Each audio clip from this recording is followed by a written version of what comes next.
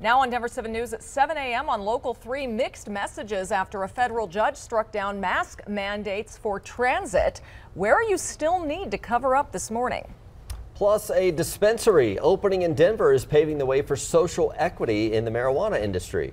And big news overnight, the Nuggets down but not out of the playoffs. Also, the Broncos are getting closer to a new owner with a possibly record-breaking bid to own the team. Yeah, a lot to talk about. Also, Russell Wilson and his wife Sierra showing off their football moves at the White House, which Sierra might need to suit up herself. We need her, I think. Yeah, she's got some skills. Thanks for joining us. I'm Brian Sanders. And I'm Nicole Brady. We also have a beautiful day ahead in the weather to talk about. Of course, fire danger still high, Lisa, but yeah, warm out there today. Very warm. This morning, it's quite a bit more mild than what we saw at the same time yesterday. We're in the upper 30s to low 40s right now. We do have a little bit of cloud cover out there on the eastern plains, but it's a beautiful start to our morning. 39 in Highlands Ranch, mid to upper 40s south near Castle Rock. You're at 36 in Commerce City and in Thornton, and some 30s and 40s up and through the foothills this morning. Now, the winds have been pretty calm. We're going to see them pick up today. Wind gusts will be between about 25 and 30 miles per hour. Fire danger will again be pretty high in spots. We'll talk more about that coming up. But look at how fast it warms up today.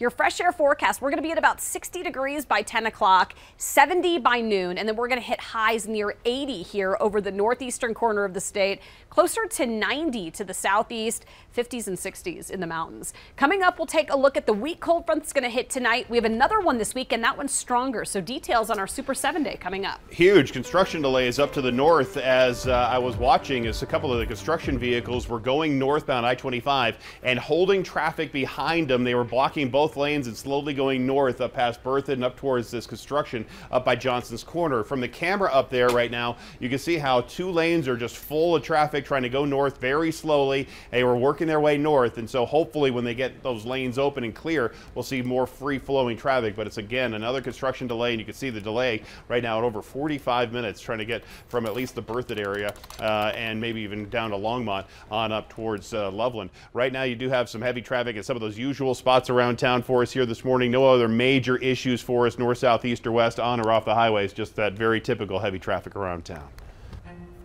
Well, for the first time in 2 years, you do not have to wear a mask out at Denver International Airport. The airport says it will follow the direction of the TSA and no longer enforce the federal mask mandate. But the airport is still recommending that you bring one with you just in case. Right.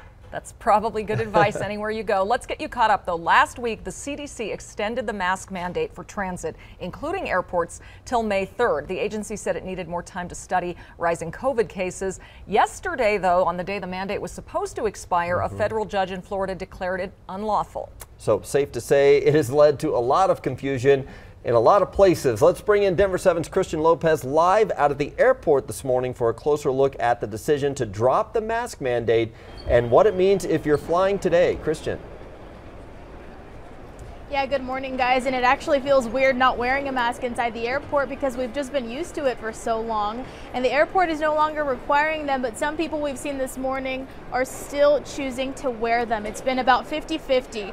A federal judge in Florida got rid of this rule yesterday, saying that the CDC had exceeded its legal powers in issuing the mandate for airplanes and other forms of public transit. And her ruling is on a case from last July where two plaintiffs said that wearing masks increased their anxiety.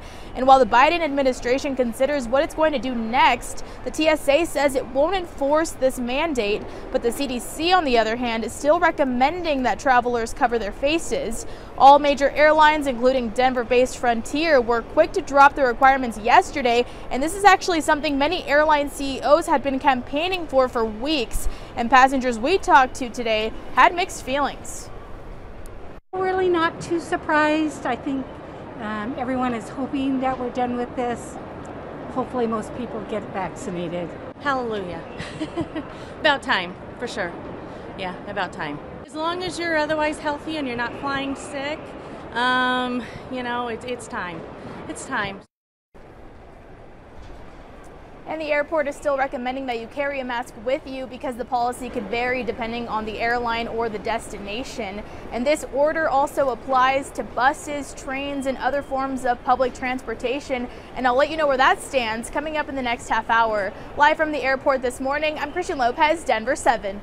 Yeah, and just a reminder to be respectful to the passengers around you, no matter of your own personal mask policy. Masking requirements have led to thousands of reports of unruly passengers over the last year. According to the FAA, since January 2021, there have been more than 7,000 incidents of unruly passengers reported. Thousands have also been put on a no-fly list for refusing to comply with the mask requirement. It isn't clear yet if those passengers will remain banned or not. We are getting your different perspectives on the decision this morning, though. Tamar says, finally, can't wait for our next flight. Randy disagrees and says some judges overreach their education and training. Let health experts do their job. Meanwhile, Scott says people can do what they want, but he's leaving his mask on.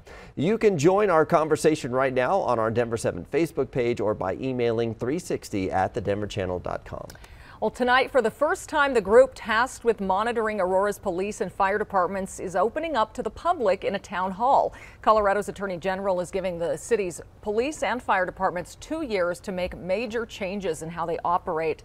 They have to address issues including racial bias in policing, use of force, documentation of stops and interactions with the public, hiring and promotion practices, accountability, and transparency. The company guiding the changes, IntegraSure, says community involvement is critical.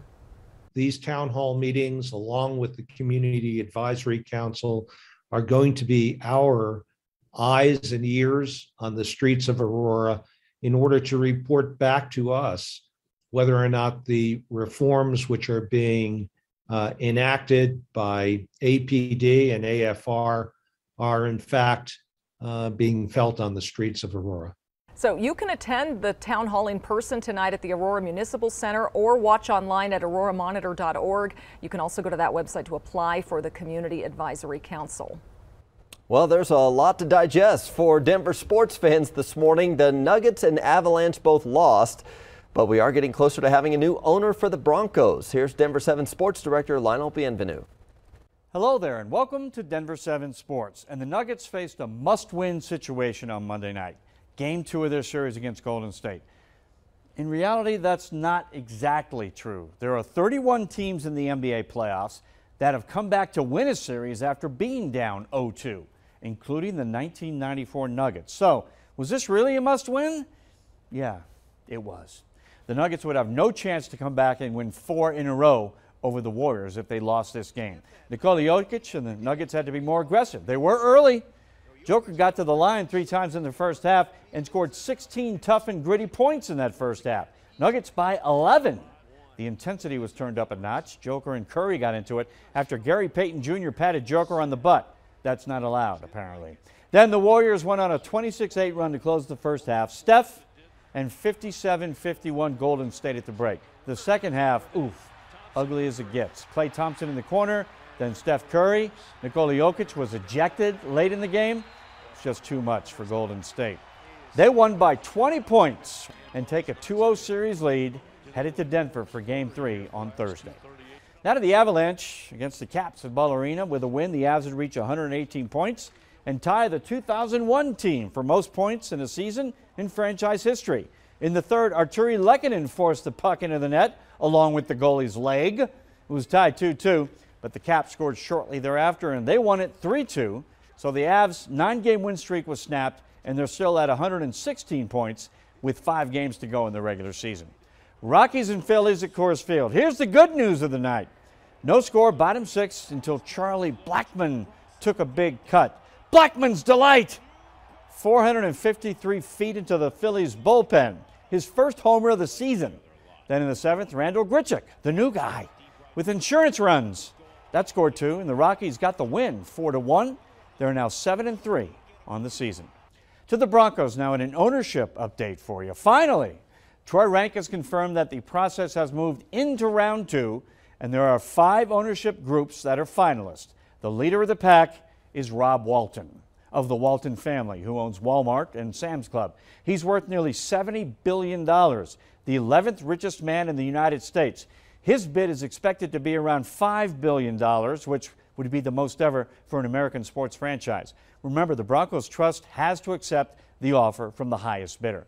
Other finalists are groups led by Josh Harris, who owns the New Jersey Devils and is managing partner of the 76ers, and Todd Boehly, part owner of the Dodgers and Lakers, and 2 more unnamed mystery groups. Now, the 5 groups are expected to start visiting the UC Health Training Center in May and meet with the Broncos Trust and the Bowlen family and Joe Ellis. Now, Troy's got the complete story posted on the denverchannel.com right now. Log on and read all about it. And this video posted by Russell Wilson. It is great. The Broncos quarterback and his family at the White House for Easter. He threw a pass to his wife, Sierra. She went through the football drills in heels like a champion. Oh, and then the gritty to celebrate. Russell's back in town for week 2 of OTAs at Dove Valley. All right, that's all for now. We'll be back later with the latest news and the greatest video right here on Denver 7 Sports. We'll see you then. Sticking with our local athletes, we want to congratulate a Boulder woman this morning. She finished as the top American woman in the Boston Marathon yesterday. Nell Rojas crossed the line in 10th place overall. The 34-year-old also hit a personal best, finishing the 26.2 miles in 2 hours, 25 minutes, and 57 seconds. The fastest woman yesterday clocked in at 2:21.01. The fastest man, 2:06.51. Well, a new survey is showing how discouraging the housing market is, what renters are saying about their likelihood of ever owning a home. Also, Denver's first social equity marijuana dispensary will welcome its first customers today. How the opening marks a change in the industry.